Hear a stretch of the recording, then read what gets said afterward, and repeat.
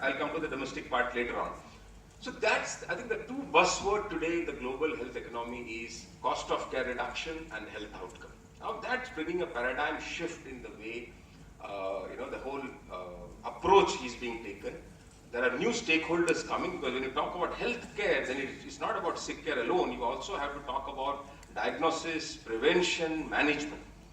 So on one hand, you find the emergence of this whole, genetics-based diagnostic. The molecular diagnostic, I think, will become a very, very important thing of the future, because that holds the key to the right identification and profiling of sickness to the individual, which has still not been a part of the modern, pharmaceutical science. The second part, which comes equally important in that, in terms of, the focus on health outcome, is there will be a lot of focus around vaccines. There will be a lot of focus around public health.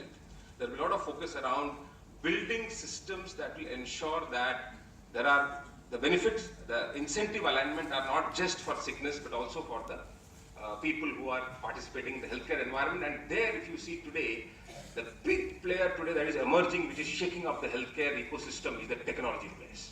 In fact, today, Samsung, for that matter, or Google, you will be surprised, is spending much more on research in terms of bringing healthcare innovation than pharmaceutical companies. So I think the entry of these players are going to change the paradigm of how healthcare is delivered. Like, it's not just about sickness, it's about compliance, it's about ensuring that emergency management are kind of improved. And the reason I'm saying this is because I find a connect when we speak about Indian context of the same situation that we're seeing globally.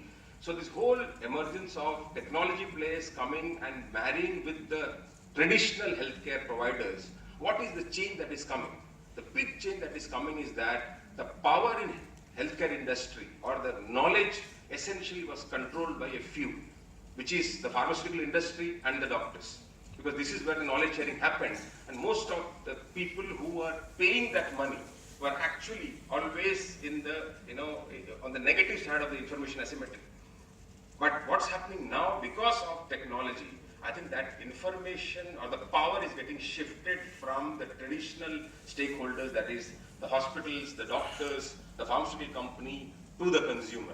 Because the democratization of pharmaceutical knowledge or the engagement of the patient in the larger care continuum, I think we have never seen that kind of a change in the last any number of years, what we are seeing now and what we'll see in the coming years. Which means a huge amount of opportunities in terms of different players who are non-traditional players coming into the ecosystem and providing care to the people. The second aspect that matters in the global context when I talked about is the cost of care. And there is one important word that has emerged there which has a lot of relevance to us. That word is called comparative effectiveness. This term did not exist in the past, at least in the same intensity that we see now. What it means is that for everything that is being done to kind of take a decision in terms of any healthcare, whether it's in terms of R&D, approvals, whether it is in terms of choice of a particular molecule or a brand for a given therapy, the question is being asked that, is it economically the best solution possible? So comparative effectiveness essentially puts a lot of right. That's what you see, that the number of registrations have started falling down because the rigor in terms of evaluating the newness of an innovation has gone up. Because every patent that you give brings out so much of burden on the economy for the payer. But what is the big thing for us there, when you talk about comparative effectiveness, one thing that really becomes a very important solution in that context is the generic drugs. Because generic drug is essentially the equivalent but much cheaper price. So when you talk about comparative effectiveness, if your generics are reliable, credible, and subscribes to the same level of quality standards as Dr. Saxena just told about, I think I completely agree with him. I think that's actually the standard of, because quality is not about compliance.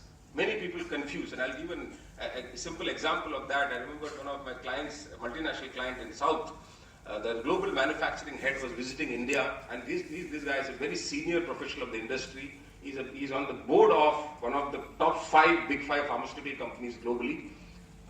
He had made some 50 visits to India when I met him, and they had just decided to put a formulation facility in China, $500 million. So it always hurts Indians.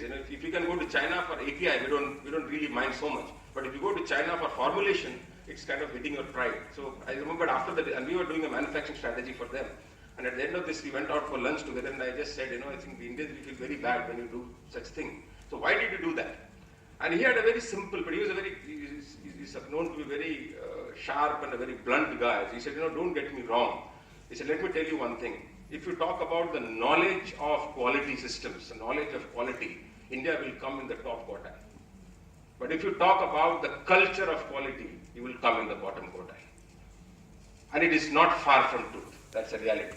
So I think it's important for you to understand that, when I spoke about this great opportunity that this comparative effectiveness brings to our industry, and it's tremendously great because you can't imagine, because if you look at the history of how generic industry has grown, it's typically they say, first they reject. Like Mahatma Gandhi had said, it's actually a quote from Bhagavad Gita. He said, when there was a David versus Goliath kind of a fight, it has 4 stages. The first stage is there's a rejection, and the second stage is when they ridicule.